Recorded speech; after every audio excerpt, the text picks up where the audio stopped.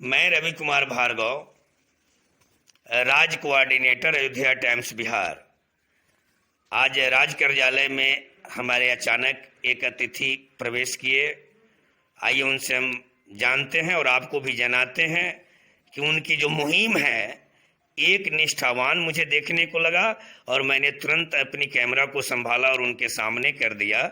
आइए मिलते हैं उनसे। सर नमस्कार।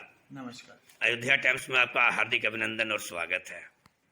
आप राज कार्यालय में बैठे हुए हैं और बड़ा अहोभाग्य है कि आप यहाँ पधारे हुए हैं।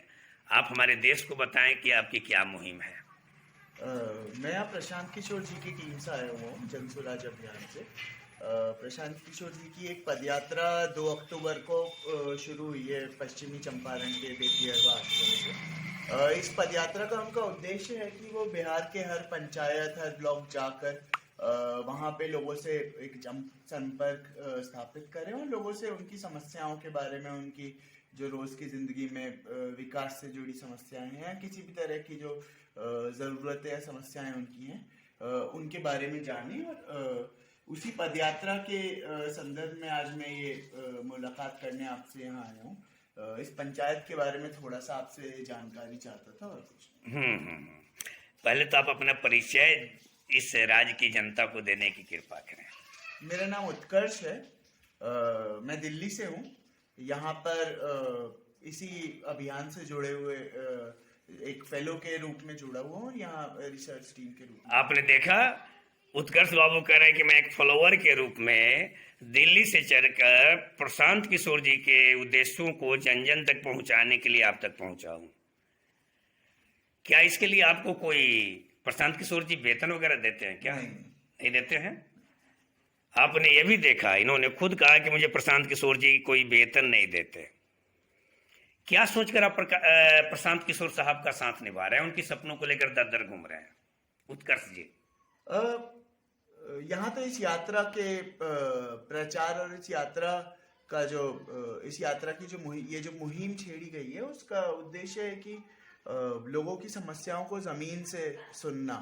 तो मैं भी उन्हीं समस्याओं, उसी जमीन को जानने के लिए। प्रशांत किशोर जी का कौन सा वर्क आपको मोहित किया कि आप दिल्ली से चलकर एक सिरहा कोठी की धरती तक आ गए?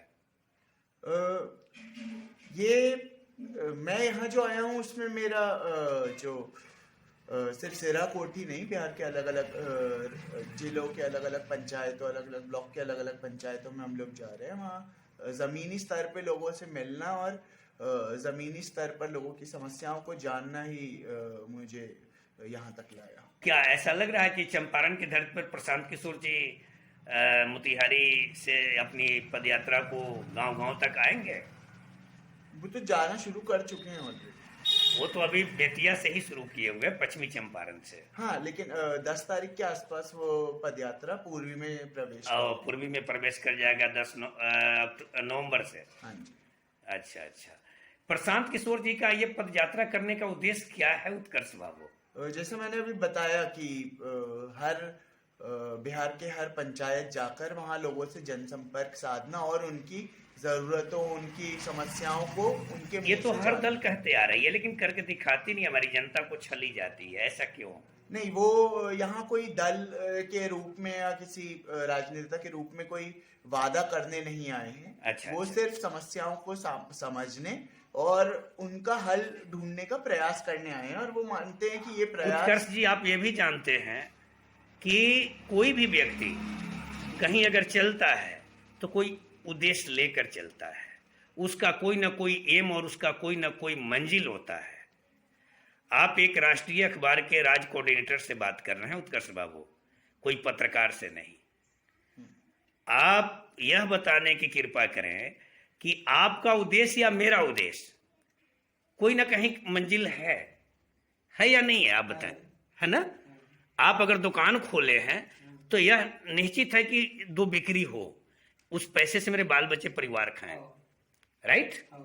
यह तो देश की जितने राजनेता अभी तक हुए हैं, अभी बिहार राज्य के, सब लोग कहते हैं हम गरीबों की लड़ाई लड़ रहे हैं, लेकिन आप बताने की कृपा करें उत्कर्ष बाबू, आप दिल्ली से चलकर बिहार की पद यात्रा कर रहे हैं। ये मैं आपको अभिनंदन करता हूं, नमन करता हूं आपके माता पिता को जो आप जैसे लाल को जन्म दिया, ऐसे निस्वार्थ भावना वाले को मैं पुनः नमन अर्पित करता हूं उन्हें।